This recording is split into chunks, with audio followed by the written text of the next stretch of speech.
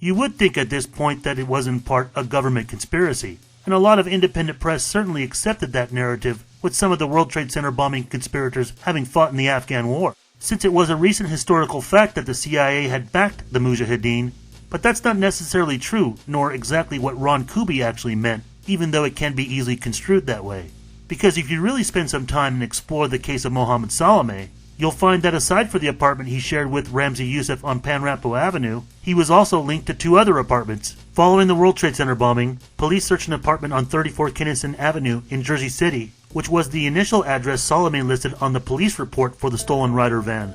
According to mainstream news sources, the apartment had been rented out by a woman identified as Josie Hadas, who turned out to be a Mossad operative who fled. Washington Post Malcolm Gladwell wrote, Salameh had provided a telephone number in connection with the rental agreement that was traced to a person named Josie Hadas at a Jersey City address. The article added, a search of the Hadas apartment Thursday afternoon had discovered, among other things, a letter addressed to the defendant Salameh, tools and wiring, and manuals concerning antenna, circuitry, and electromagnetic devices. The article stated, a law enforcement officer trained as a bomb technician has examined these materials, the FBI said, and conducted that they constitute evidence of a bomb maker at the location. Lastly, a dog trained for the detection of explosives responded positively to a closet space within the apartment. Safar Bangas, editor of Crescent International, a Canadian journal on Islamic politics, confirmed to sources that Josie Hadas was a long-established Mossad operative and that she had penetrated Islamic circles in New York,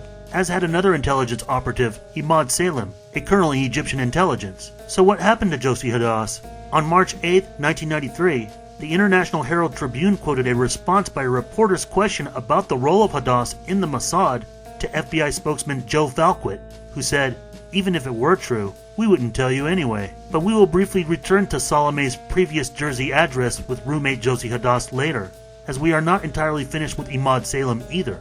And an incomplete account of conspirators this may seem, hold that thought as we continue figuratively with the manhunt on the remaining 2 fugitives, Imad Ismail, who fled to Jordan, and Ramzi Youssef, who took a flight back to Karachi, Pakistan the night of the bombing.